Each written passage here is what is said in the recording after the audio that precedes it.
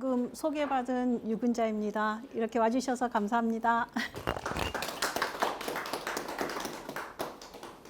예, 불교 미술의 기초적인 것을 오늘 제가 설명드리려고 하는 건 아니고요. 지금 현재 그 남인도 그 미술전을 박물관에서 하고 있어서 박물관에서 저에게 좀 요청을 했습니다. 제가 이제 그 박사 논문을 제가 여기 이제 북인도를 생략했지만 그 북인도인 간다라에서 부처님의 생애를 어떻게 표현하는 그 불점 미술에 대해서 그 박사학위를 했습니다. 지금은 뭐 조선시대 불상을 또 하고 겸하고 있습니다만, 그래서 어떤 인도의 북인도와 우리가 이제 남인도라고 하는 이 지역의 같은 주제를 어떻게 달리 표현했는가, 그걸 이제 간다라를 좀 중심으로 해설을 해달라라는 그 요청이 있어서요. 이제 그걸 좀 같이 비교하면서 살펴보는 시간을 갖도록 하겠습니다. 죄송합니다. 이게 꽂아야 될 것 같은데 안 되네.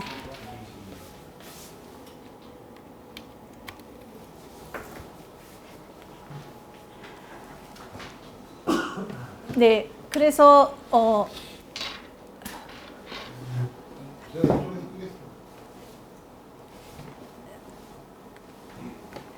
네, 보시다시피 이제 현재 구글에서 보는 인도의 지도입니다. 그래서 요 지금 하얀 부분이 인도이고, 실질적으로 우리가 불교사에서 남인도라고 했을 때는 이제 데칸곤을 기점으로 해서 요 아래 지역이고, 여기 4번, 26번 이 지역이 이제 그 부처님의 일대기가 펼쳐졌던 그 지역이고, 그 다음에 현재 이제 여기 파키스탄 지역, 여기가 이제 그 북인도 지역으로서 부처님의 생애 미술을 가장 많이 표현한 이제 간다라 미술 중심이라고 할 수가 있겠습니다. 그리고 그 영국 식민지 시기의 인도의 지도를 보면 여기 파키스탄이라든가 그 다음에 이쪽에 방글라데시, 여기까지가 다 인도 영역이었던 것이죠. 그래서 고대 문헌들에 보면은 크게 우리는 해초 스님도 5천축국이라고 했잖아요. 5지역으로 나눴는데, 이번에 남인도전은 아예 여기 이제 중인도, 우리가 역사적으로 중인도라고 하는 지역까지 다 이렇게 포함을 시켜서 전시를 하고 있습니다만, 이제 특히 요 남쪽 지역에서 아주 독특한 그 인체 표현이라든가 이런 표현법들을 살펴볼 수 있는 아주 좋은 전시가 열리고 있습니다.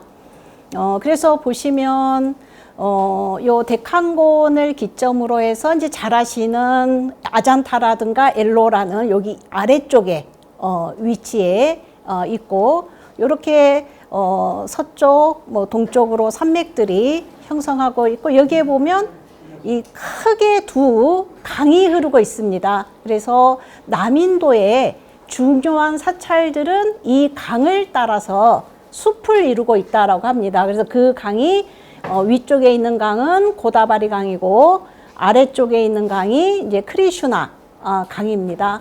그래서 요 지역에는 그 유명한 유적지가 아마 불교사 하신 분들은 많이 들으셨을 것입니다만, 아마라바티 유적지하고 이제 나가르주나 꼰다, 그 용수 스님의 고향인 나가르주나 꼰다에 이제 대단히 절터가 남아 있습니다. 그래서 그렇게 알려졌던 남인도 지역에 이제 최근에 발굴된 많은 새로운 유물들이 이제 이번 전시를 통해서 한국에 소개되었습니다. 그래서 이 크리슈나 강 이라고 하는, 이렇게 해서 인도의 아마 3대 강 가운데 하나로, 그래서 많은 수력 발전들도 있고 수량 경관들도 형성되고 있고 힌두 사원도 많고, 그 다음에 이제 여기가 바로 크리슈나 강에 접해 있는 게 바로 대표적인 그 아마라바티 유적지입니다.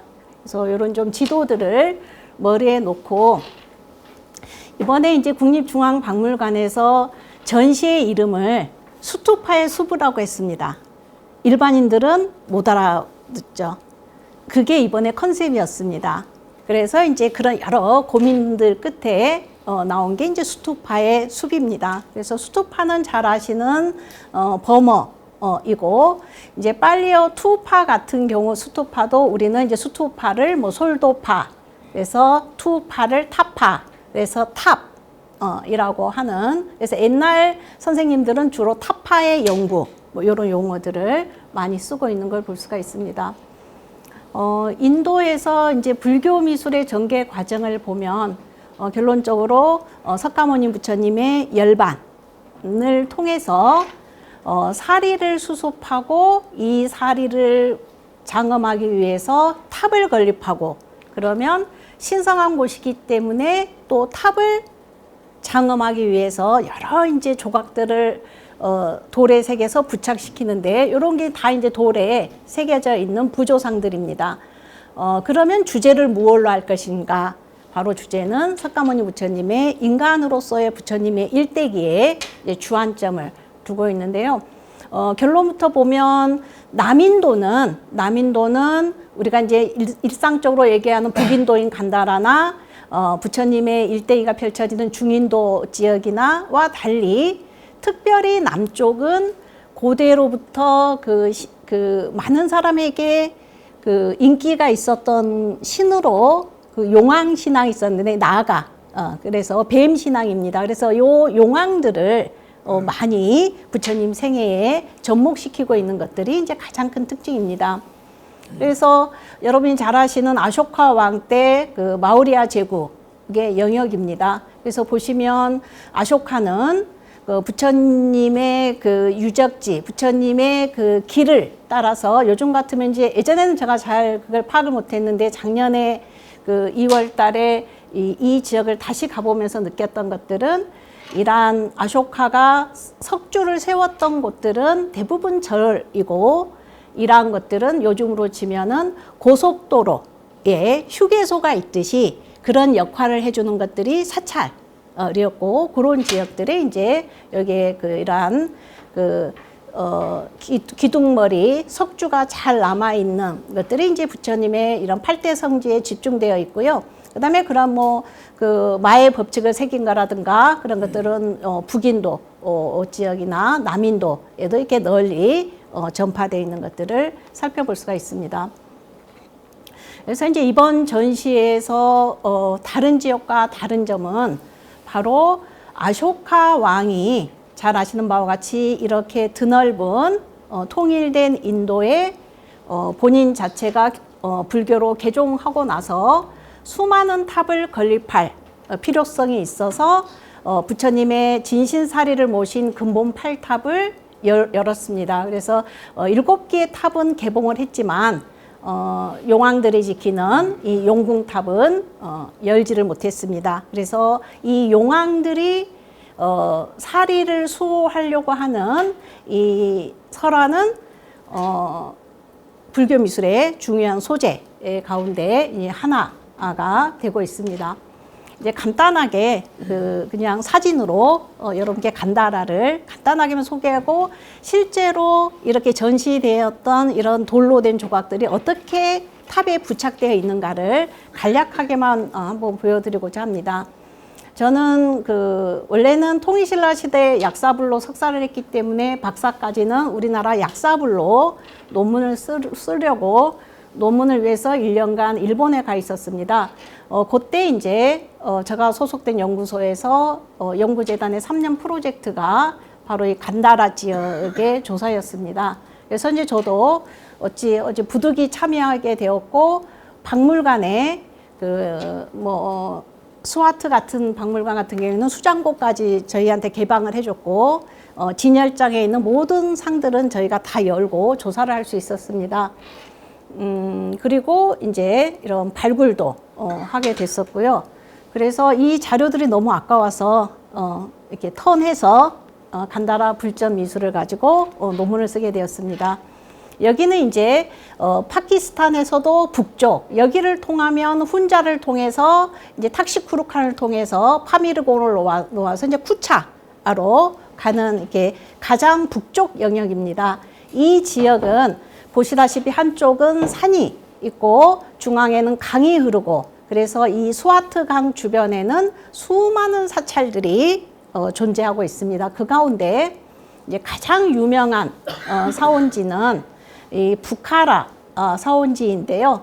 여기에서 이제 주목되는 건 요 부분입니다. 이렇게 중앙에 부처님의 사리를 봉안한 불탑이 있고 불탑 표면에 부처님 상이나 보살상이나 부처님의 일대기를 표현한 조각들을 부착시키고 여기에 있는 작은 소탑들은 이 부처님께 올리는 공약물을 봉안하는 탑들입니다. 그래서 요렇게, 그리고 이제 주변에는 승방도 있고 이런 구조인데요. 요 탑이 주목되는 것은 이러한 그 둥근 형태의 탑들이 어떻게 변천되어 가는가, 그 과정을 잘 보여주고 있기 때문입니다. 그리고 이렇게 그 기단부부터 탑신이 원형인 탑은 아쇼카 왕이 세웠다라고 하는 기원전 3세기에 84,000개의 탑 가운데 하나로 알려져 있습니다. 그래서 보시면 이게 몇 번에 걸쳐서 증축된 것 같습니까? 이 6으로 보시면 여기 1차, 2차, 3차.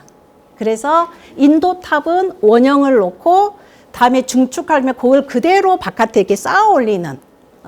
그래서 여기에는 그 영국 식민지였지만 영국인들이 발굴을 못했고 파키스탄으로 독립한 이후에 이탈리아에 이제 극동 연구소 분들이 와서 30년에 걸쳐서 발굴을 해서 이제 이런 유구의 모습을 다 우리가 관람할 수 있게 이렇게 보여주고 있습니다. 그래서 맨 안쪽에 이렇게 사각형 홈 안에 이제 사리를 봉안했던 이런 그 흔적들을 살펴볼 수 있고요. 그리고 인도 탑도 바깥면은 이렇게 돌을 깎아서 정리를 하고 그 안쪽은 잡석과 흙을 섞죠. 이러한 것들은 우리나라 석탑도 마찬가지입니다. 그리고 이제 이 사람들은 표면에 석회를 바르고 이렇게 조각을 해서 부착을 시킵니다. 그렇기 때문에 간다라의 독립된 상들은 뒷면이 이렇게 환조상이 아니라 이렇게 부조입니다. 왜냐하면 뒷면은 벽면에 붙이거나 감실에 넣었을 때도 벽에 붙이기 때문에 뒷면까지 조각할 필요는 없었죠. 그러면 여러분 이 상을 한번 보시면 간다라 미술하면 인도적인 색채가 강할까요? 유럽적인 색채가 강할까요? 예. 우리가 보통 헬레니즘이라고 하니까 유럽적인데 여기는 인도적인 부처님 몸이에요. 그런 유럽적인 모습이에요.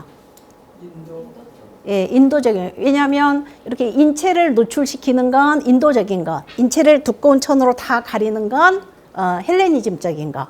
간다라는 헬레니즘이 주입니다. 그런데 인도의 부처님은 이렇게 근육을 또 표현하지는 않아요. 신체를 노출해도. 그냥 우리 부처님처럼 그냥 이렇게 원만하게. 그러니까 옷 입는 법은 인도적인 걸 선택했지만 인체의 표현은 이제 헬레니즘적인 이러한 요소들.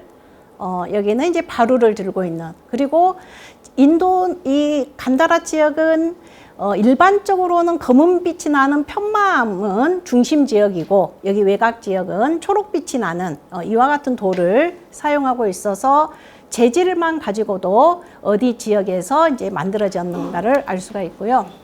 그 다음에 이제 이런 작은 소탑들입니다. 소탑에도 보면 이렇게 우리 거의 등신대 크기의 인물상들이 있는데 이러한 인물상들은 우리 같이 불보살상이 아니라 부처님 생애의 한 장면의 모습들이라는 거죠.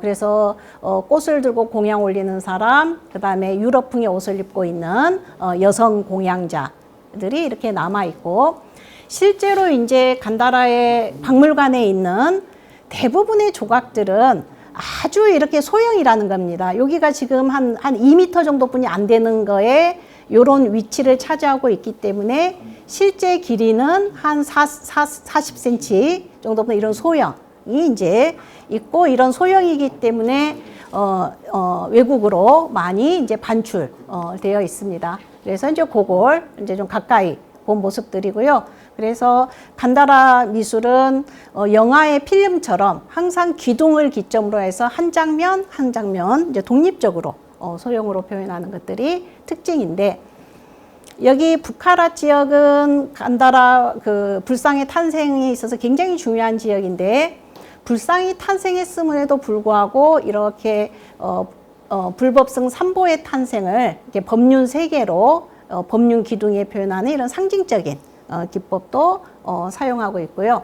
자, 그러면 이건 굉장히 대형의 상인데요. 우리 실물 크기입니다. 이 부처님의 생애라면 무슨 장면일 것 같습니까? 예, 말이 등장했습니다. 예, 출가하는 장면일까요? 아니면 출가 이후의 장면일까요? 출가하는 장면. 아닙니다. 출가하면 이렇게 말이 움직여야 되는데, 예, 지금 이 말은 무엇 하고 있습니까? 예? 예, 누구에게 절을 할까요? 예, 시다르타에게 하는 거죠. 이별 장면이에요. 예, 예, 예, 여기는 이제 마부 찬나, 찬나로 여겨지고, 여기 아마 주인으로부터 건네받은 장신구라든가 터번, 그래서 이걸 가지고 이제 카필라성으로 돌아가기 직전 이제 이별하는 장면. 이거서 이 에마와 별리 하는 이별하는 장면은 이제 중국에 와서도 있다고 보시겠습니다만 굉장히 중요한 요소로 자리 잡습니다. 이제 되게 매력적인데요. 사실 파키스탄은 우리가 맨날 막 엄청 탈레반에서 위험 지역으로 아는데 실제로 인도 여행보다 훨씬 편합니다. 왜냐하면 우리 부처님 성지 가면 막 장시간 이동해야 되잖아요. 뭐 그렇지는 않기 때문에 또 여기는 이슬람 국가이기 때문에 구걸하고 이런 것들이 없습니다. 아무리 시골에 가도 여기는 이제 거의 우리랑 비슷하죠. 깊은 산 속에 아주 거대한 탑이 있는데 이제 이게 간다라 탑의 전형적인 탑입니다. 여기 보면 기단이 사각형으로 변하고 또 여기 탑신을 받치는 또 다른 받침대가 있으면서 이렇게 하늘로 치솟는 이런 형태의 탑이 이제 간다라인들의 탑입니다. 그래서 깊은 산 속에 위치하고 있고요. 실제로 이 주변들에 가면 아까 보셨던 작은 파편들을 수습할 수 있고 발굴이 안 돼서 좀 아쉬운 그런 면들입니다. 그래서 이러한 면들도 석회로 마감을 하고 여기에 많은 조각상들이 있었을 것입니다만 현재는 이제 이와 같은 모습으로 존재합니다. 이제 이렇게 간단히 간다라를 통해서 어떻게 이런 석판들이 탑에 부착되어 있을까를 살펴봤고요. 이제 우리가 인도 미술의 기원을 얘기할 때 여기가 이제 중인도에 있는 바루투 탑 유적지입니다. 여기에 있는 건축 유구는 그대로 다 해체를 해서 콜카타의 인도 박물관에 바루투시를 만들어서 이제 다 전시를 하고 있습니다. 그래서 이렇게 다 결구가 되어 있기 때문에 이렇게 결구된 것은 이번에 오지 못하고요. 여기 이렇게 결구되지 않고 이렇게 파편으로 남아 있는 많은 것들이 이번에 이제 우리 국립중앙박물관에 전시하게 되었습니다. 그래서 여기 맨 윗부분들에 있는 부처님의 본생 미술을 이제 한 장면 한 장면 덩쿨로 구획하고 표현했고요. 그 다음에 들어가는 문 입구에는 남자신이 약시와 여자신이 남자신이 약샤와 여자신이 약시라거나 이렇게 원형의 연꽃을 새기고 상반신을 넣어서 시주자 모습을 새기거나 부처님의 전생이라든가 부처님의 일대기를 이렇게 원안이라거나 또 이렇게 들어가는 여기 입구 이런 네모난 이런 판넬들을 이용해서 이제 조각을 하고 있습니다. 이번에 이제 그 가운데 여러 박물관에 분산되어 있는 일부가 왔는데요. 아까도 보셨다시피 요 기둥에 위는 반원, 아래도 반원, 가운데는 원, 뭐 요런 배치. 그리고 중요한 것들은 여기에 다 브라흐미 문자로 요 장면이 어떤 장면이다라는 것들을 다 기록해 놓고 있는 거죠. 그래서 바루투탑은 기원전 2세기에서 기원전 1세기에 조성된 현재 남아있는 가장 오래된 불교 미술의 흔적을 찾아볼 수 있는 곳이고 이 조각의 주제는 부처님의 일대기보다는 부처님의 전생 이야기가 주를 차지하고 있습니다. 그래서 여기 앞면 또 이 안쪽 면에도 똑같은 조각이 되어 있습니다. 그 가운데 뭐 이렇게 보시다시피 여러분 이제 이 모습은 굉장히 눈여겨 보셔야 되는데 여러분 이거 무엇일까요? 예, 예. 그러니까 인도인들이 생각하는 용왕이에요. 그러니까 나가. 그래서 인도 미술에서는 코브라로 표현해요. 그러면 여기가 코브라 머리가 해서 일본 자료들에 보면 일본은 용자 덮개개죠. 용계라는 표현을 씁니다. 그래서 5개. 그러니까 용왕은 제일 작은 거 3개, 5개, 7개, 9개. 그 다음에 용녀, 낙인이는 이게 하나. 그래서 이따가 보시겠습니다만 인간으로 표현하지 않고 여기에는 코브라 머리, 이건 그 코브라 몸. 그래서 이건 이제 상징으로 표현된 부처님인데요. 부처님 한번 찾아보실래요? 여기에서 이 그림 속에서. 예, 불족적 또요. 하나가 아닙니다. 항상 세트. 예, 여기 보리수 또 하나. 그렇죠. 이게 좌대예요. 그래서 이제 인도 미술에서 이제 교학과 달리 미술에서는 인간적인 석가모니 부처님을 나타낼 때는 이렇게 아무것도 없는 빈 대자, 그리고 또 위에서 내려다본, 그 다음에 이제 3세기 경에 간다라 지역에서 이제 그 초월적인 법신불로 석가모니 부처님을 인식하면서는 그때서야 이제 3세기가 돼서 연화자가 나타납니다. 그래서 대승불교가 1세기를 전후했다라고 하지만 미술에 있어서 대승불교 미술은 한 3세기가 되어야지 이제 나타납니다. 그러니까 이건 잘 아시는 부처님이 깨달음을 얻고 나서 7일 동안 이렇게 옮겨 다니면서 명상에 들었을 때 잘 아시는 무잘린다 용왕이 비바람으로부터 부처님을 보호해주는 장면인데 인간의 형상을 생략했습니다. 그 다음에 여기에서 보시면 부처님은 어디 있을까요? 예, 여기는 법륜이고, 그 다음에 여기서는요. 보리수와 여기 대자.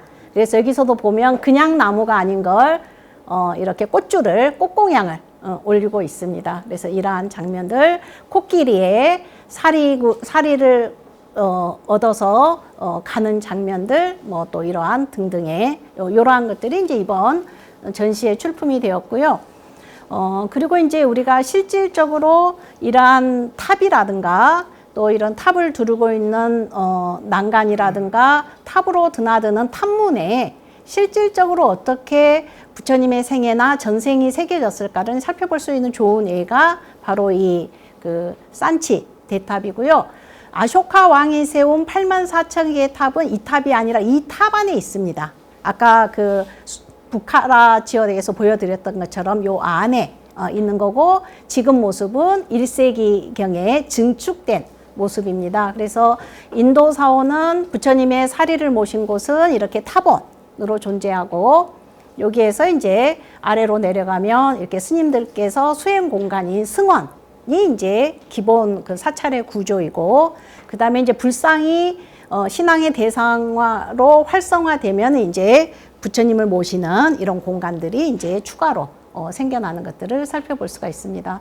그래서 뭐 요런 이제 명칭들은 뭐 그냥 지나가고요.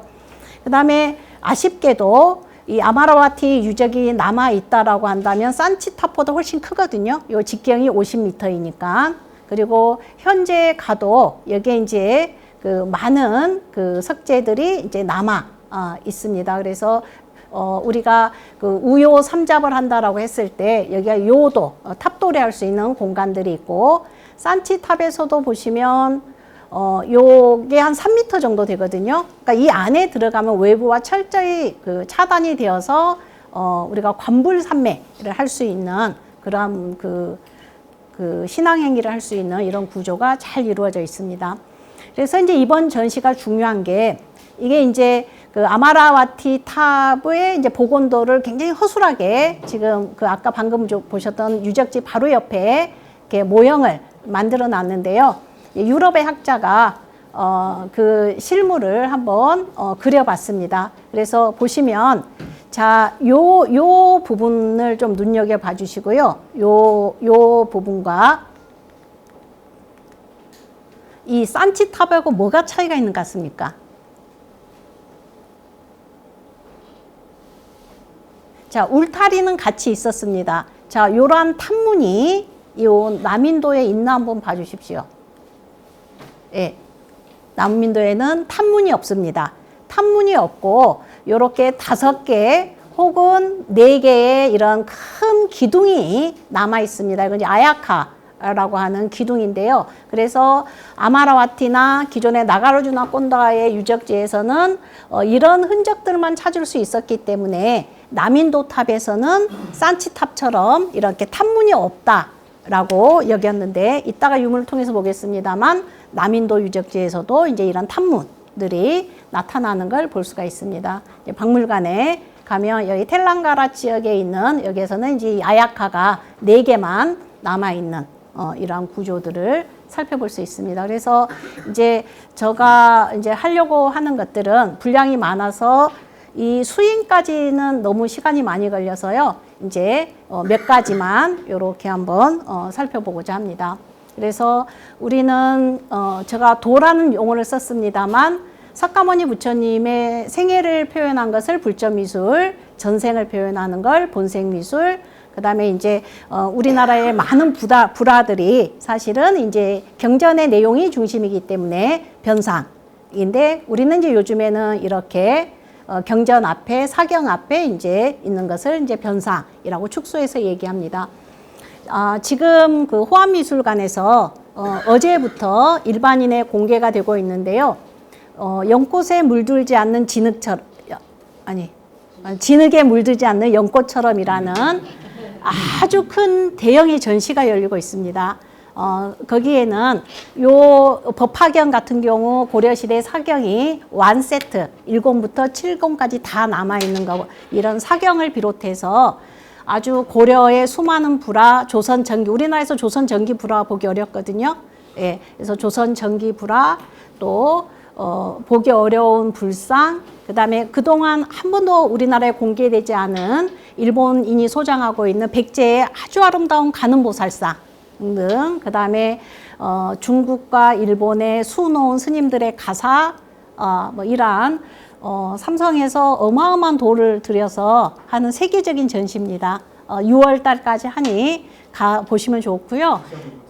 예, 호암. 그리고 호암미술관 들어가시면 저기 개인 차 갖고 가기 어려우니까 여기 용산의 리움에서 셔틀버스 운행합니다. 그래서 미리 예약하면 그거 타고 가면 쉽게 가실 수 있기 때문에 그 전시를 한번 꼭 보시기 바랍니다. 그래서 마음이 급해서 좀 말이 빨라지는데요. 간다라 불전미술의 특징은 아까도 보셨다시피 이렇게 남북으로 긴 요 지역, 현재 파키스탄 지역이 중심이고요. 우리가 간다라 미술을 꽃피웠던 북쪽에 있는 쿠샨 제국에 보면 첫설법진 바라나시 뭐를 비롯해서 이렇게 굉장히 큰 영역을 차지하고 있었고, 우리가 불상의 탄생을 얘기할 때 간다라 기원설과 마투라 기원설을 얘기하는데, 이 두 지역이 모두 쿠샨 제국 안에 존재한다라는 사실을 염두에 두시면 좋을 것 같습니다. 그래서 이제 간다라와 마투라이고요. 간다라 지역에는 엄청 불교 유적이 많고, 또 유적지 보존이 아주 잘 되어 있고, 웬만한 큰 유적지에는 관리인이 있습니다. 그래서 관리가 잘 되고 있으니까 다음에 좀 기회가 되시면 한번 가보시기를 바랍니다. 그래서 이제 보시면 이게 그 기원전 4세기 알렉산더가 동방 원정을 와서 세력을 뻗쳐놓은 바로 세계화된 그리스 문화, 헬레니즘의 영향권이죠. 그때 동쪽 끝에 있던 지역이 간다라입니다. 그러나 이때 기원전 4세기의 간다라는 제가 지금 말씀드리는 지역은 유사하지만 다릅니다. 이건 지역이고, 제가 이제 그 이야기하는 간다라 미술은 1세기에서 4세기, 그러니까 최소한 400년의 차이가 존재한다라는 것입니다. 그래서 고대 쿠샨 제국에서 1세기에서 4세기에 번성한 미술이고, 잘 아시는 바와 같이 인도의 불교, 그래서 인도를 어머니로 하고 이런 조각 기법이나 이런 그 형상은 헬레니즘, 즉 그리스를 아버지로 해서 탄생한 미술을 우리가 이제 일반적으로 간다라 미술이라고 일컫습니다. 그래서 서양의 그 이른 시기에 교학자였던, 불교 교학을 연구했던 프랑스의 알프레드 푸쉐 같은 분이 이제 서구적인 시각을 가지고 이러한 헬레니즘적인 요소가 많으면 많을수록 조성 시기가 빨라서 간다라 지역에서 불상이 발생했다라는 간다라 기원설을 이제 주장하게 되었습니다. 그래서 여러분 보시면 이 상은 나우루 박물관에 있는 대표적인 간다라 불상입니다. 고행상이고 거의 우리 남성 등신대 크기입니다. 왼쪽에 있는 상은 메트로폴리탄에 있는 청동불이고요. 뭐 30cm 정도가 안 된 작은 크기입니다. 여러분 이 인물상, 이게 이제 부처님 상인데요. 불상이라는 요소를 어디에서 찾으실래요? 예. 예, 손에 보면 법륜이 있거든요. 예, 법륜이 있고 30 이상 가운데 하나이죠. 그 다음에 광배. 요 광배는 이건 그 헬레니즘의 영향이에요. 그리스 로마 이런 식의 위인을 나타내는 둥근 아무런 문양이 없는 것. 그 다음에 이렇게 뾰족뾰족한 태양의 표시를 하는 건 태양신들의 두강 표현입니다. 이제 부처님에 적용을 했고 여기에서 이제 가장 큰 건 이렇게 머리를 올려 묶은 상투 형태를 튼 육계상이죠. 예, 그래서 이런 그 전혀 다른 형태의 그리고 여러분 그 중인도에서도 이런 고행상을 만들기를 좋아했을까요? 인도인들은? 예, 안 좋아했어요. 인도인들은 이렇게 부처님의 몸이 이렇게 둥글둥글한 걸 이제 선호했었던 거고요. 그리스인들은 사실적으로 표현하려고 했기 때문에 피골이 상접한 고행 중인 부처님 상을 이렇게 표현을 했습니다. 중인도에는 전혀 없는, 그러니까 사실적으로 표현하려고 했던 그런 기법들, 이제 같은 다 흐름들입니다.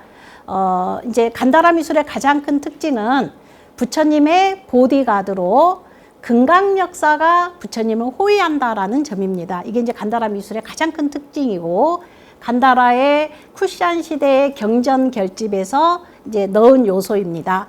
이 간다라 지역은 부처님이 살아생전에 한 번도 오신 적이 없기 때문에 이제 간다라인들은 쿠시안인들은 우리 지역에도 부처님이 오셨다라는 걸 강조하려고 했고, 그때 이 북인도 지역은 불교를 전파하기에 좋은 지역이 아니었기 때문에 바로 금강역사를 대동하고 와서 부처님이 설법을 할 때 만약에 딴지를 건다 그러면 금강역사가 든 금강절을 가지고 대갈통을 쳐서 박살을 냈다. 뭐 이런 내용들이 이제 나오게 됩니다. 그러면 금강역사의 모습에 여기는 헬레니즘적인 요소가 강하기 때문에 그리스 신화에 있는 헤라클레스 모습을 여기 금강역사에게 투영을 시키는 거죠. 그래서 힘센 자 그리고 종자라는 의미로 이 금강역사는 이 불자를 들고 부처님을 이렇게 호위하거나 불자 없이 대표적으로 금강제를 든 모습.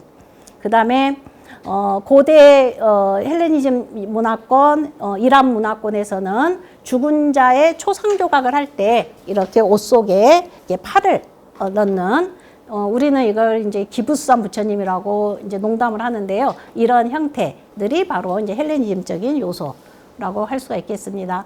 그래서 아까 보여드렸던 부카라라는 지역은 이제 불상의 기원설에 있어서 새로운 설을 제기한 부분에서 중요합니다. 그건 뭐냐면 기존에는 알프레드 푸시에는 이렇게 헬레니즘적인 요소를 강하면 강할수록 제작 시기가 빠르고 인도적인 색채를 가지면 가질수록 제작 시기가 늦다라는 그 서구 우월적인 시각으로 불교 간다라 미술을 했고 그 설이 이제 많은 학자들의 동조를 얻었습니다. 그 다음에 이제 이 시기에 다문화 가정 출신이었던 쿠마라스와미는 그렇지 않다. 우리 마투라 지역이 더 불상의 조성이 빠르다라고 주장해서 이제 우리가 알고 있는 것은 기원 후 1세기경 간다라와 마투라에서 동시에 불상이 이제 탄생했다라는 설으로 자리를 잡았는데 이제 60년대 이후에 요 부카라 절터에서 출토된 작품을 중심으로 네덜란드 미술사학자가 이게 이제 가장 이제 간다라 불상의 그 연도를 양식으로만 하기는 어려운 점은 절대적인 제작 연대를 알 수 있는 명문이 없다라는 점입니다. 그러니까 양식으로만 봐야 되는 거죠. 그런데 이렇게 한쪽 어깨를 드러내고 그러나 몸의 표현은 근육질의 헬레니즘적인 요소를 취하고 또 간다라상은 이렇게 좌상은 아주 드물고 대부분 입상인데 이렇게 두 발을 노출시키는 이런 자세를 취하고 있고 그런데 이러한 상들이 출토되는 토충을 발굴해서 보니까 기원 전후 1세기 토충에서 나왔다라는 거죠. 그래서 지금은 마투라 지역에서 간다라 지역에 왜 다 같은 쿠시안 제국 내였기 때문에 영향을 주어서 마투라에서 더 불상이 먼저 발생되었다라는 마투라 기원서를 나타내주는 이제 중요한 작품입니다. 그 다음에 이제 이번 전시와 관련된 그 부처님의 생애에 대한 미술들인데요. 특히 간다라 미술은 이런 상들도 단독의 상은 환조로 보이지만 아까 벽면에 부착했기 때문에 다 고부조상이고 이렇게 뒷면이 이렇게 평면적이고 부처님의 생애를 표현한 이제 불점 미술이 주류이다라는 점입니다. 그래서 지금 간다라 사원지 가운데 이제 저도 개인적으로 제일 좋아하는 곳이고 또 세계 유네스코로 지정되어 있습니다.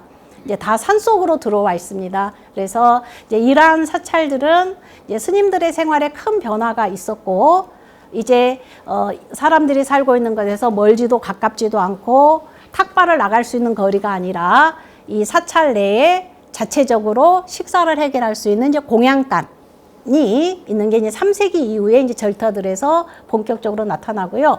여기는 아주 거대한 산인데 일부만 발굴되었는데요. 요 일대가 다 사찰이라고 보시면 됩니다. 그래서 요게 타본에 기단 부분만 남아 있고 요렇게 디귿자형의 이런 데는 다 부처님 상을 봉안을 했고 여기 중정에는 작은 소탑들이 있고 여기 벽면도 여기처럼 이렇게 감실이 있어서 다 부처님 상을 했는데 여기에 부처님 상이 거의 2m, 큰 것은 3m에 해당하는 대형의 상들입니다. 건너가면 이 건물들은 대부분 현재 남아있는 유구들이 한 2층으로 되어 있는 스님들의 수행 공간이고요.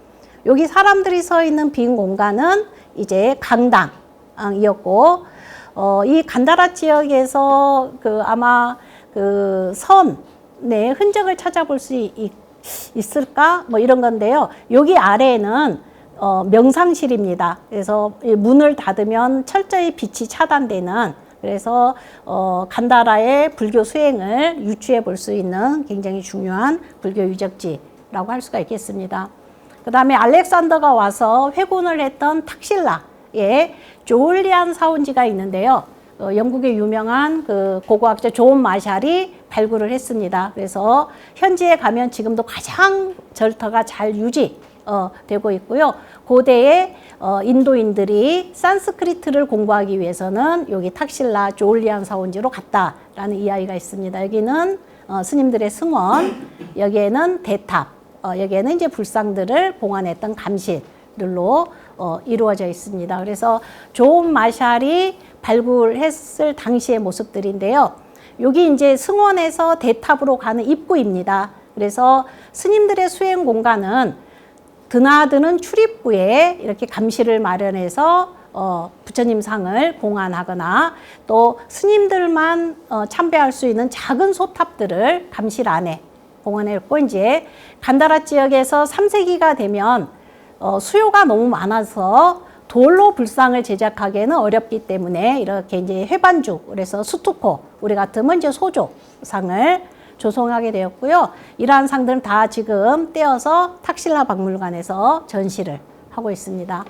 그 다음에 이제 간다라 불탑 가운데 좀 상태가 양호한 걸 통해서 어떻게 간다라 불전도가 부착되었나를 살펴보도록 하겠습니다. 여기 지금 전체 크기가 한 2m 뿐이 안 됩니다. 그러니까 굉장히 소형이고요. 지금 라오르 박물관의 상태들인데 뭐 시설은 별로 좋지 않습니다만 세계적인 작품이 있고 여기 맞은편에 이제 아까 보셨던 고행상이 봉안되어 있습니다. 이렇게 아까 보셨던 것처럼 기둥과 기둥으로 한 화면을 해서 이렇게 사각형 안에 단편적인 이야기, 바로 연등 부처님으로부터 다음에 석가모니 부처님이 될 거는 수기를 받는 장면부터 해갖고 이렇게 13장면이 부처님 생애에서 이제 중요한 일대기가 이렇게 선별되어서 새겨지고 있습니다. 그래서 보시다시피 뭐 영화 필름 같은 그렇기 때문에 이러한 것을 통해서 아마 이 시기에 간다라 쪽에서는 불전 문학이 엄청 발전했을 것이다 라는 것들을 유추해 볼 수 있고요. 이제 제가 간다라 미술을 연구하면서 되게 중요한 점은 무엇일까라고 했을 때 우리 석굴암의 항마 촉진을 취한 이 수인이 처음으로 간다라에서 부처님의 성도 장면에 등장한다라는 이야기입니다. 그 다음에 불교에서는 인간의 형상으로 부처님을 표현하는 것도 금지했고 기원 전후 1세기 경에 들어서야 인간의 형상으로 부처님을 표현하기 시작했는데 이렇게 열반에 든 부처님, 완전한 깨닫음에 든 부처님을 이렇게 죽은 자로서 옆으로 누워있는 모습으로 표현하는 것은 더더욱이나 금지했습니다. 그러나 간다라인들은 그리스의 영향으로 사실적으로 표현하는 것에 주안점을 뒀기 때문에 간다라에서 처음으로 이러한 열반상의 도상이 출현했다라는 것입니다. 그 다음에 이제 우리나라 미술과 그럼 뭔 연관이 있을까라고 했을 때 잘 아시는 국보 78호와 83호 방가사유상입니다. 여러분 이 방가사유상 존명을 어떤 존명으로 해석하시겠어요? 태자사위상으로 보실까요? 미륵으로 봐요, 우리는. 선생님은 태자. 혹시 미륵파 없으세요? 미륵파? 예, 김재 선생님은 미륵파. 우리는 미륵입니다. 그래서 불교 미술사에서 방가사유상의 명칭은 굉장히 핫 이슈이죠. 태자사유상일까, 미륵보살상일까. 그래서 간다라에서 가장 유명한 태자사유상은 이 왼쪽 첫 번째 상입니다. 거의 뭐 아까 고행상과 맞먹는 상이죠. 여기에 소가 쟁기질을 하고 농부가 쟁기질을 하고 약육 강식의 세계를 보고 잠부나무 아래서 명상에 든 시타르타, 그다음에 아버지 정반왕이 절하는 장면이 새겨져 있고 같은 주제를 여기에서는 또 요렇게도 새겼어요. 완전한 방가사유이잖아요. 그래서 연부소 나무 아래에 선정에 든 시타르타 태자와 여기 일산을 들고 고민에 빠져 있는 이건 바로 시타르타 태자의 마부 찬나이고, 그 다음에 여기 우술 착지하고 아들에게 절하는 정반왕 뒤에 있는 건 정반왕의 시자. 그래서 정반왕이 아들에게 경의를 표하는 장면입니다. 시타르타 태자입니다. 이 도상이 바로 7세기경에 우리나라 이 방가사유상으로 계승이 되고 있다라는 점입니다. 저게 지금 간다라 쪽에 네. 출토되는 거죠? 네네. 간다라. 요 두 작품 다 간다라고. 그래서 여기도 아까 시크릿 탑에 있는 아까 라오르 박물관 상입니다.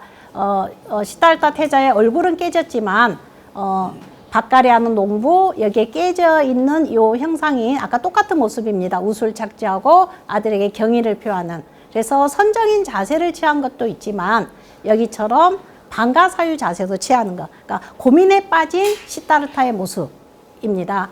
이러한 모습들이 중국으로 건너오게 되면 여기 용문석굴에도 나무 아래에 시타르타 태자가 방가사유 자세로 생각에 잠겨 있고 정반왕이 아들에게 절하는 모습. 이게 이제 그 시타르타 태자임을 알 수 있는 건 여기 열반상과 함께 표현되고 있기 때문에 시타르타 태자임을 쉽게 알 수 있습니다. 그러면 시타르타 태자만 방가사유를 했느냐? 아닙니다. 이건 시타르타 태자의 약혼 장면입니다. 여기에 모서리에 이렇게 고민에 빠져 있는 인물이 있는데 약소 국가의 왕의 아들에게 딸을 주려고 하니까 고민이 되는 못마땅한 아버지 야쇼다의 아버지도 이렇게 고민하는 자세로 표현되고 있습니다. 이러한 것들이 이제 중국에 전파되면서는 아까 보여드렸던 에마와의 이별 장면에 시타르타 태자가 이렇게 다 방가 사유 자세로 이렇게 이제 표현되고 있는 거죠. 그렇기 때문에 일본의 학자들이 중국 미술을 연구하면서 이제 이러한 애들을 보면서 방가사유상은 시타르타 태자상이다 라는 이제 주장을 하게 되면서 이제 큰 혼동이 야기되었습니다. 자, 그 다음에 이러한 고민하는 자세는 마왕도 취하게 됩니다. 이게 바로우투탑의 그 성도 장면과 관련된 건데요. 여기에 마왕이 여기 쭈그려 앉아서 뺨에 손을 대고 고민하고 내가 왜 시다르트에게 졌을까라고 해서 16가지 진 이유를 땅에 썼다라는 자세이고요. 요건 간다라 지역의 성도 장면인데 인도 미술의 특징들은 같은 인물을 반복해서 표현하는 게 특징인데요. 여기에 칼집에 손을 대고 있는 건 공격하는 마왕, 그 다음에 손을 들고 있는 것은 패배를 하는 마왕, 공격하는 마왕, 패배를 포기한 마왕, 나무 아래에 앉아 있는 것은 내가 왜 시다르타에게 졌을까 고민하는 마왕. 이래서 고민하는 마왕도 방가 자세를 취하고요. 그 다음에 이제 인도 미술에서 간다라 지역에서 그 간다라와 마투라 지역에서 가장 먼저 그 탄생하던 보살은 여러분 무슨 보살일 것 같습니까? 본조는 석가열애입니다. 그러면 인도에서 석가열애 좌우에 오는 두 보살은 무슨 보살과 무슨 보살일까요? 여러분 가장 우리 좋아하는 보살 무슨 보살일까요? 관음. 예. 그럼 관음하면 오는 세지이잖아요. 아닙니다. 미륵입니다. 예. 그래서 이제 우리가 왜 대승불교를 얘기할 때 상구보리 하와 중생을 할 때 상구보리를 상징하는 건 미륵, 수행자 모습을 차용한 건 미륵으로 나타나고 하와 중생, 그래서 이제 왕을 상징하는 것으로는 관음으로 표현되게 됩니다. 그런데 왕의 모습은 주로 이렇게 터번을 쓰고 이제 미륵도 몸에 장신구를 걸치기도 합니다. 미륵과 관음의 가장 큰 차이는 미륵은 수행자, 그 바람은 수행자를 상징하는 긴 머리카락을 노출시킨다라고 한다면 관음은 이렇게 터번이나 관을 쓴 모습입니다. 그래서 이분들이 다 관음이에요. 그리고 미륵은 지물로 물병을 드는데 수행자를 상징하는 관음은 연꽃을 듭니다. 그래서 중생의 구제를 고민하는 관음이 이렇게 방가사유 자세를 취하는 거죠. 즉 간다라에서는 고민하는 사람은 누구나 다 방가사유를 취할 수 있었다라는 점입니다. 그래서 이제 간다라에서 아까 말씀드렸던 역사적인 부처, 이건 이제 범청 권청 장면입니다. 역사적인 부처에서 부처님의 좌우에 인도사에서 불교가 간다라에서 자리 잡기 전에는 천신 제석과 범천이 부처님 좌우에 오는 삼존상, 그리고 범천이 부처님께 법을 설해달라고 청하는 요 주제가 선호되었다면 여기에는 이제 길상초가 깔려있는 풀방석 위에 석가모니 부처님입니다. 그러나 3세기 대승불교 시대의 미술에 접어들게 되면 이 풀방석의 대자는 연화로 변하게 되고 이 제석과 범천은 요 뒤로 물러나게 되고 요 좌우에 여기는 꽃줄을 들었습니다만 터번을 쓴 관음과 그 다음에 긴 머리카락을 올려묶고 여기 깨졌습니다만 물병을 든 미륵이 부처님 좌우에 오는, 그래서 이제 이러한 상들의 이제 등장 인물들이 많아지게 되면은 우리가 이제 법당에 많이 걸리는 이제 영산 회상도 같은 이제 회상도 종류로 이제 변해가는, 그래서 그러한 전 단계를 나타내주는 이제 가장 대표적인 작품이 마홈메드 나리에서 출토된 요 작품입니다. 여기에는 뭐 설명할 게 많기 때문에 요건 그냥 좀 지나가도록 하겠습니다. 그래서 이제 오늘의 중심이고 우리가 남인도 가서 한번 보실 수 있도록 그걸 간단히 비교하고 끝내도록 하겠습니다. 그래서 이제 저는 그 몇 가지 요소들로 한번 비교를 해봤습니다. 아까도 말씀드렸다시피 간다라 미술에서 가장 큰 특징은 헤라클레스 모습을 차용한 금강 역사가 부처님을 호위한다라는 특징입니다. 그에 비해서 이번 전시에 단편으로 출토되었는데요. 아마도 이게 다 남아있으면 이제 부처님이 있을 것입니다. 그래서 이 용왕이 왼손은 허리에 대고 여기 오른손으로서 이게 불자입니다. 불자를 들고 이분이 용왕임을 알 수 있는 거 머리 뒤에 코브라 보이시죠?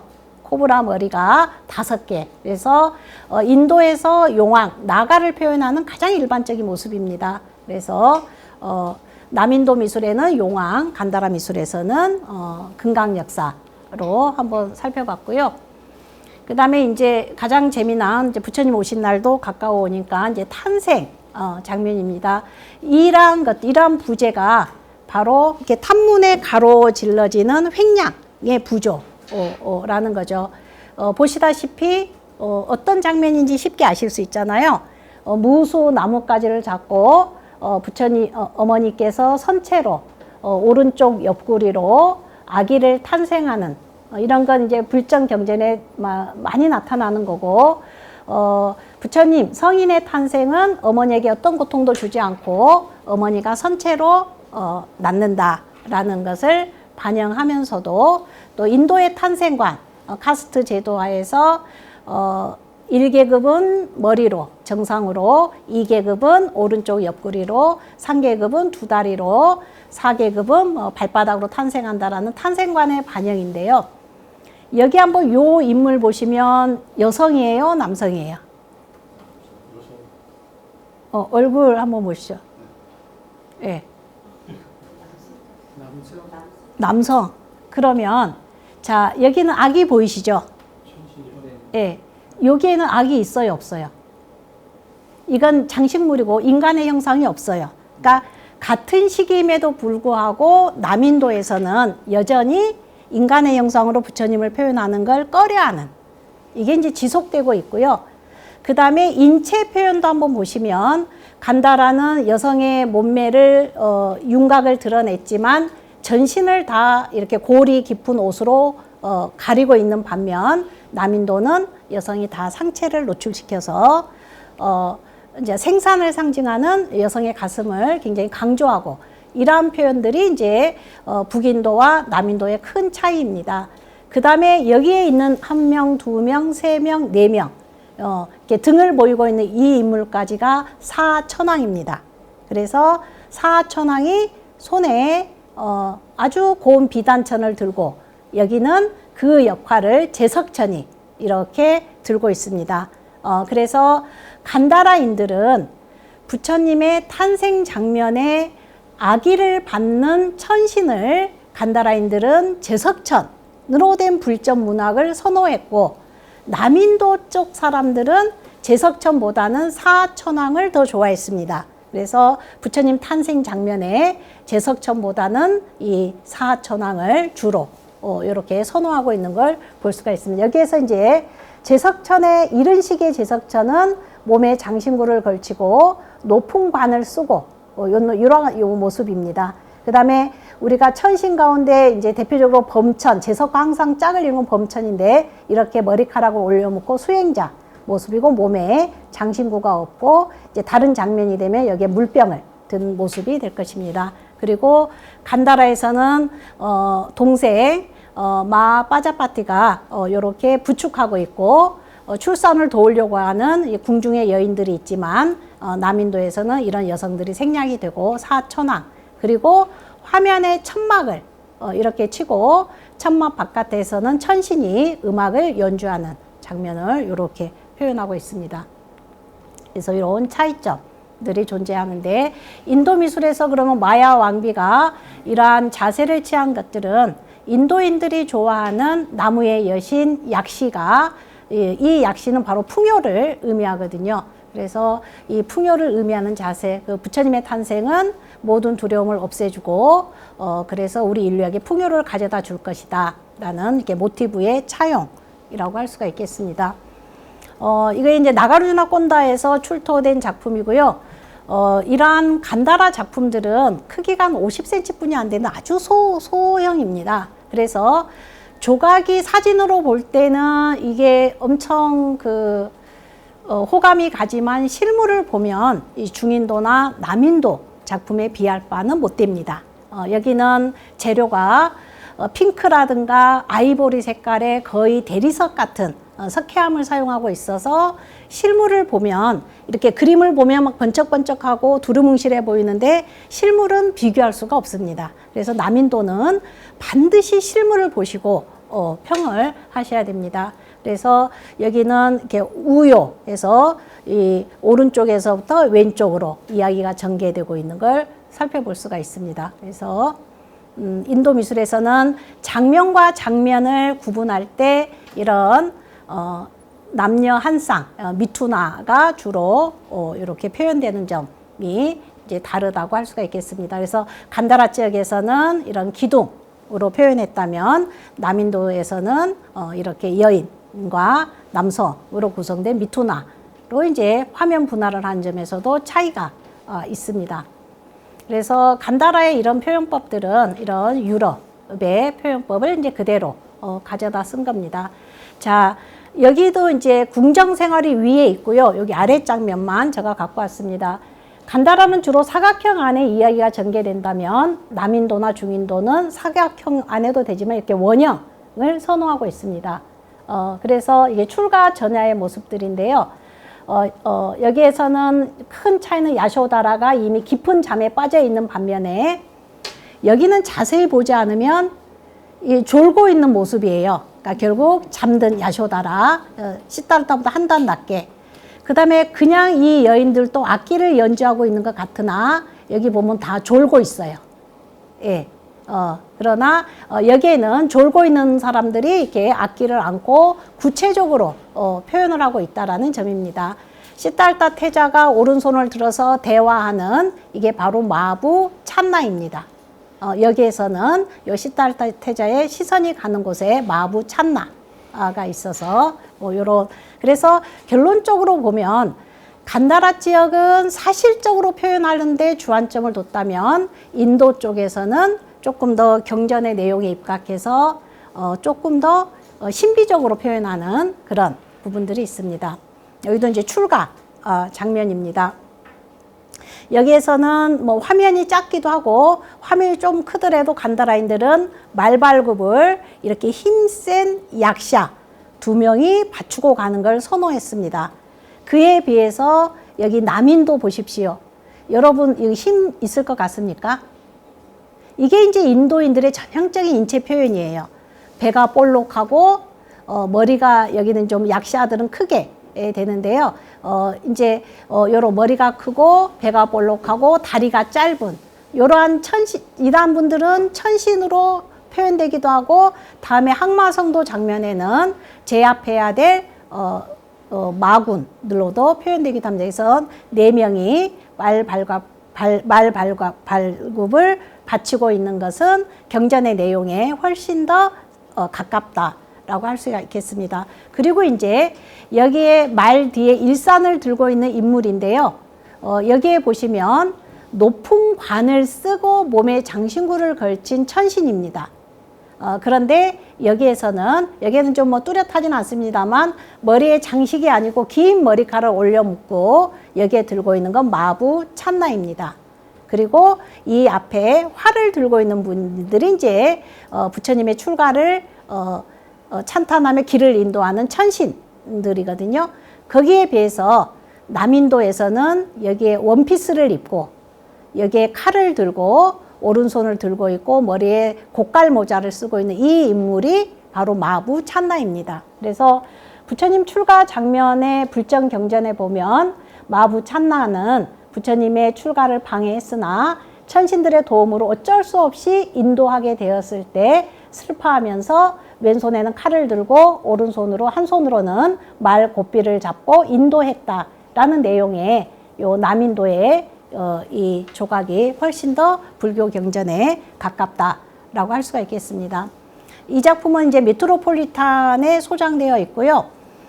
메트로폴리탄 소장품들은 박물관에 들어가면 자료를 다 고화질을 무료로 다운로드 할 수 있습니다.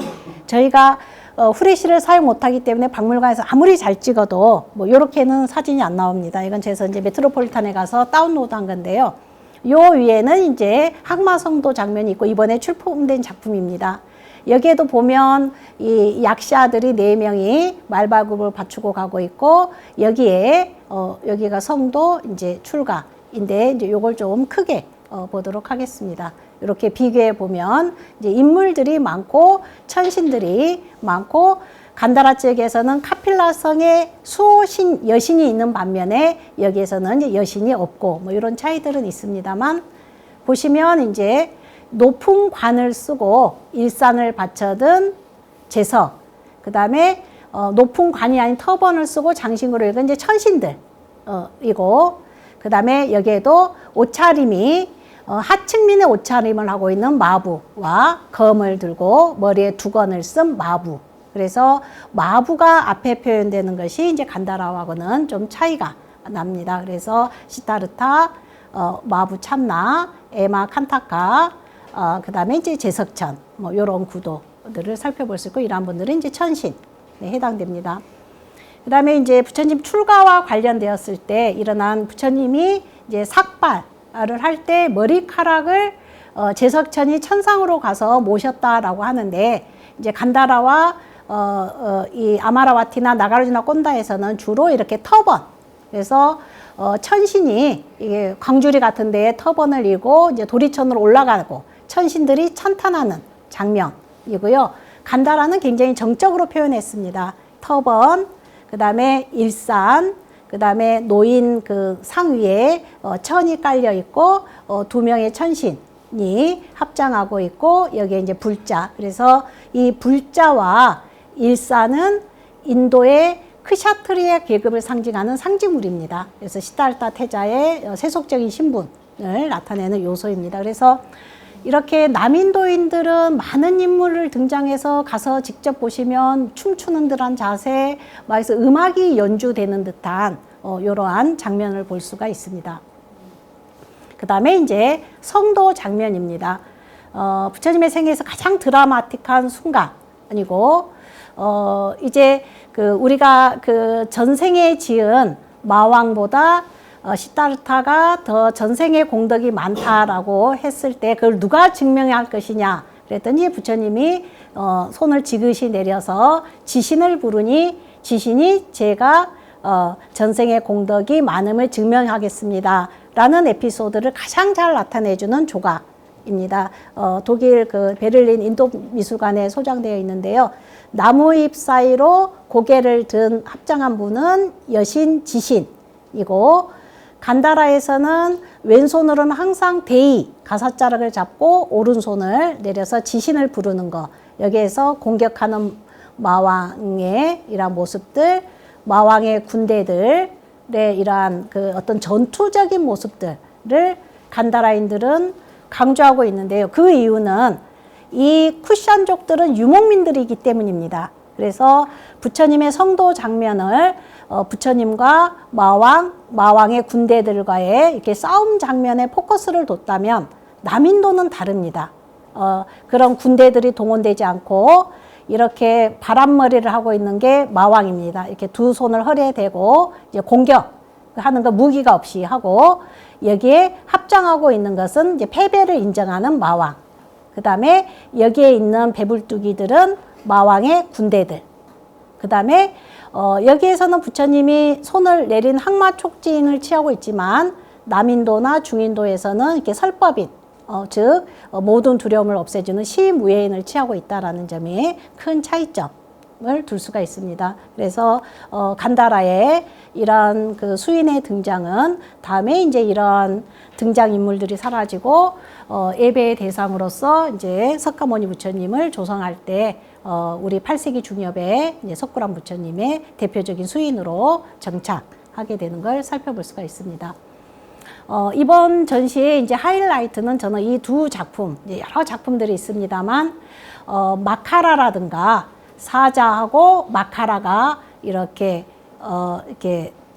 같이 표현된 이러한 것들이 이제 바로 산치 탑에 들어갈 때 이런 탑문에 있는 조각입니다. 이 자료를 통해서 남인도에서도 이런 돌기둥인 아야카만 있었던 것들이 아니라 이러한 탑문들이 존재했다라는 사실을 알려주는 좋은 예입니다. 그래서 요런 데 규모들이 엄청 크죠. 부처님의 성도를 전후한 일과 첫설법 장면, 그리고 반드시 가시면 요 뒷면에도 또 이야기들이 새겨지고 있습니다. 그래서 앞면 보시고 뒤로 돌아가셔서 뒷면도 반드시 보시기 바랍니다. 그래서 여기서도 향 우측에서 향 좌측으로, 그러니까 이렇게 탑돌이 형태로 이야기가 전개되고 있고, 또 나가르주나 꼰다에서 그런 아까 아야카라고 하는 기둥을 장식했던 데는 이렇게 단을 나눠서 이야기 아래에서 위로 이렇게 전개되고 가는데 여기에서도 마찬가지입니다. 성도 전후의 일과 첫살법까지 여기와 이제 거의 비슷한 주제도 있습니다. 그래서 아쉽게도 여기에 석가모니 부처님이 이렇게 좀 파손이 되었습니다만 향 우측이 여기에 보면 이제 설법인을 취하고 그리고 간다라 지역에서는 이 부처님과 마왕의 대결에 포커스를 두고 있습니다. 그리고 마왕이 딸들을 동원시켜서 부처님을 유혹하려고 하는 것을 이렇게 별도의 장면으로 분리를 시켰는데 남인도에서는 이렇게 여인 그리고 간다라는 주로 3명인데 남인도 쪽에서는 4명. 그래서 불정경전에 마왕의 딸이 어떤 데는 3명, 어떤 데는 4명. 그래서 4명을 이렇게 표현하고 있습니다. 그 다음에 또 남인도는 성도한 이후에 천신들이 이 부처님의 성도를 찬탄하는 장면을 별도의 장면으로 표현하는 걸 즐겨했는데 간다라는 또 그렇지 않습니다. 간다라는 이 두 분의 그 결전에 포커스를 두었고 여기에서는 아주 드물게 위에 좌우로 2명씩 해서 부처님의 성도를 찬탄하는 천신을 이렇게 표현하는 이런 차이점들이 있고요. 그 다음에 이제 성도 이후에 그 7가지 사건 가운데 이제 불교 미술에 즐겨 표현되는 요소 가운데 하나가 바로 욕계 제1천인 사천왕천의 사천왕이 부처님께 바루를 바친 사건입니다. 사천왕 봉발 사건이죠. 2명의 상인이 부처님께 음식 공양을 올리려고 하니 부처님이 성도하기 전에는 내가 기필코 음식을 먹지 않겠다 해서 가졌던 바루를 니련선하에 떠나보냈기 때문에 바루가 없었습니다. 그래서 여기에 보면 간다라에서는 4명의 천신들이 다 바루를 갖고 와서 부처님께 드리니 부처님이 어느 누구에게만 받으면 원성을 살 수 있으니 4개를 다 받아서 하나로 합쳤다. 그래서 간다라 지역에는 부처님과 사천왕이 모두 바루를 든 경우입니다. 그래서 여기 보면 이렇게 4개를 합친 게 이렇게 금이 이렇게 가로선이 그어져 있는 반면 남인도는 바루를 바치는 사천왕만 다 바루를 들고 있고 부처님은 바루를 들고 있지 않는 그리고 여기에는 이제 천신들의 찬탄 장면으로 여겨집니다. 이런 차이들이 있고 여기도 이제 그 다른 작품인데요. 여기에 부처님에게 사천왕이 바루를 바치고 있는 장면이고 그래서 바루를 받아서 이 받은 이후에 2명의 상인이 부처님께 공양을 올리는 장면. 그래서 바루에 공양물이 가득 든 모습이고 인도 미술에서 보시를 나타내는 장면에는 항상 이렇게 물주전자가 등장합니다. 왜냐하면 맨발로 다니셨기 때문에 공양을 받는다라는 건 손발을 씻는다라는 의미로 여기에도 이 2명의 상인 가운데 앞에 있는 상인이 이렇게 물주전자를 들고 공양 올리는 장면입니다. 그 다음에 이제 그 남인도적인 특징이 가장 잘 나타나는 게 바로 이 무잘린다 혹은 무칠린다 용왕이 부처님을 비바람으로부터 보호해주는 장면입니다. 남인도인들은 이 장면을 엄청 즐겨 표현했습니다. 간다라는 여기 런던의 빅토리아 앤 알버트 박물관에 딱 한 점이 있습니다. 그래서 야외에 비바람으로부터 이 용왕이 부처님 몸을 감싼. 그래서 여기는 용왕의 머리의 표현은 없습니다. 남인도는 이렇게 몸으로 대자를 만들고 여기에 이렇게 용계, 코브라 머리 7개를 해서 비바람으로부터 수호해주는 장면. 그리고 이 용족의 여인들, 용녀들이 그것을 찬탄하는. 그래서 용녀의 표현은 여기 코브라의 머리가 하나씩만 있는 이러한 모습. 그래서 이러한 모습들은 다음에 그 크메르인들에게 영향을 미쳐서 앙코르 가면 이런 그 부처님상이 이제 엄청 많이 조성되는 걸 볼 수가 있습니다. 저는 이제 개인적으로 이번 전시에서 저에게 큰 소득이 있었는데요. 이건 부처님의 첫 설법의 장면입니다. 같은 주제를 북인도인 간다라와 남인도에서의 표현법입니다.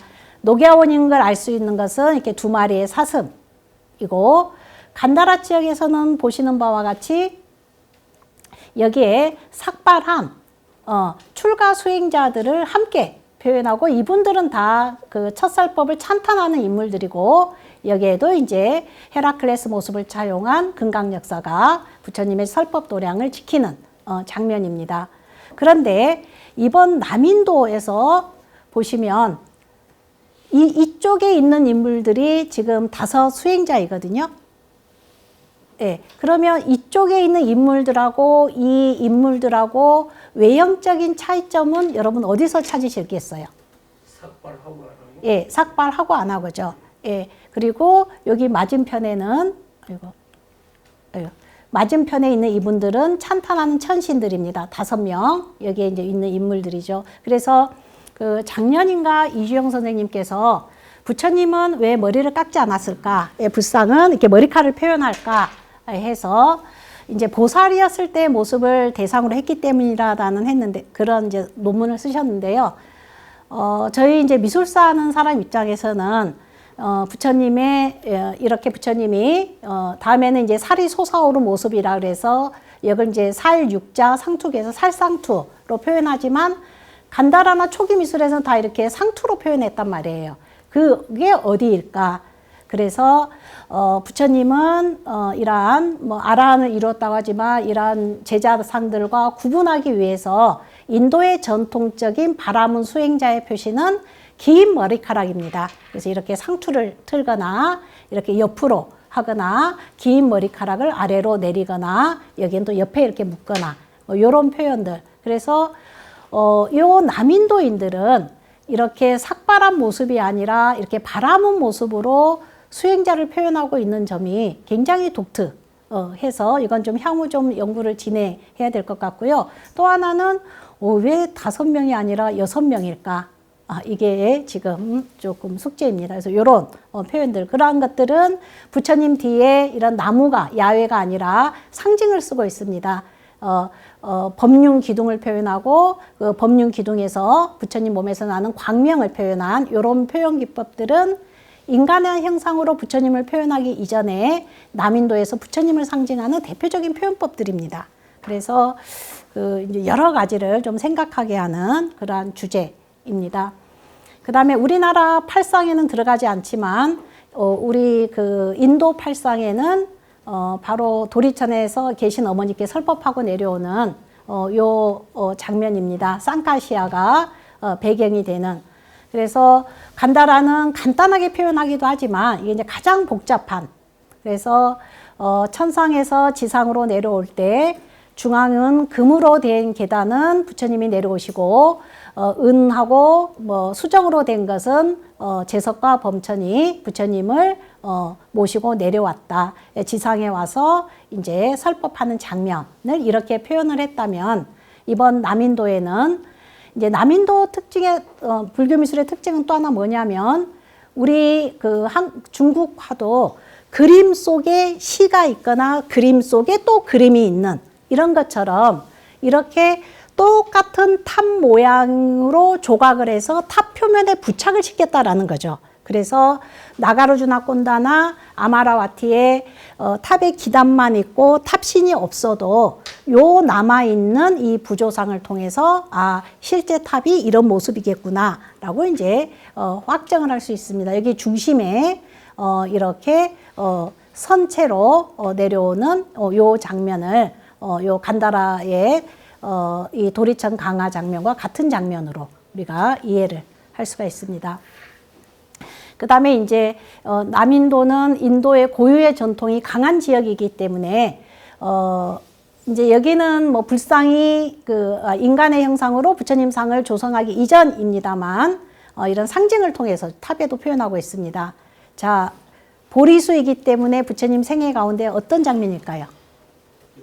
예, 성도. 그 다음에 여기 법륜은 예, 첫설법. 그러면 이건 사리호입니다. 열반. 그래서 부처님의 대표적인 이제 삼상, 성도, 첫설법, 열반을 이렇게 상징적으로 이렇게 탑에, 요거 이제 이거 맞지 않은 다른 건데요. 제가 잘못 요 그림을 넣어가지고. 그래서 이제 아까도 말씀드렸다시피 간다라의 가장 큰 특징은 사실적으로 표현하려고 했기 때문에 바로 이제 오른쪽 옆구리를 침상에 대고 열반에 든 부처님을 표현해냈습니다. 그런데 이제 아마라와티의 부처님의 사상을 표현하거든요. 네 장면. 그래서 이건 출가, 성도, 첫설법, 열반입니다. 그래서 아래에서 위로 가는데 남인도인들은 끝까지 이 죽은 자로서 부처님의 표현을 하지 않고 있는 특징을 보이고 있고요.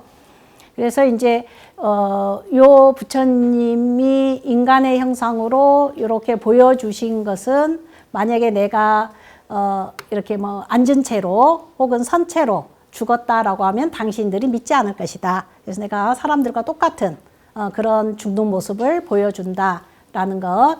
또 하나는 여기에서 이제 인도인들의 눕는 법인데요.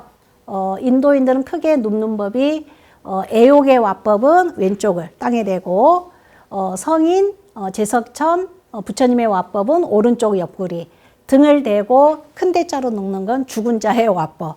그러니까 이건 죽은 자로 표현했지만 그러한 그 성인의 와법을 이제 취하고 있다라는 점입니다. 그리고 간다라 열반 장면은 그 대승 계통의 그 열반경이라든가 그런 원시 불교 계통의 근본 불교 계통의 열반경의 내용들을 압축해서 한 장면으로 표현하고 있다라는 점. 그래서 여러분 여기에 부처님 앞에서 슬퍼서 이렇게 널브러져 있는 이 제자는 그러면 누가 될까요?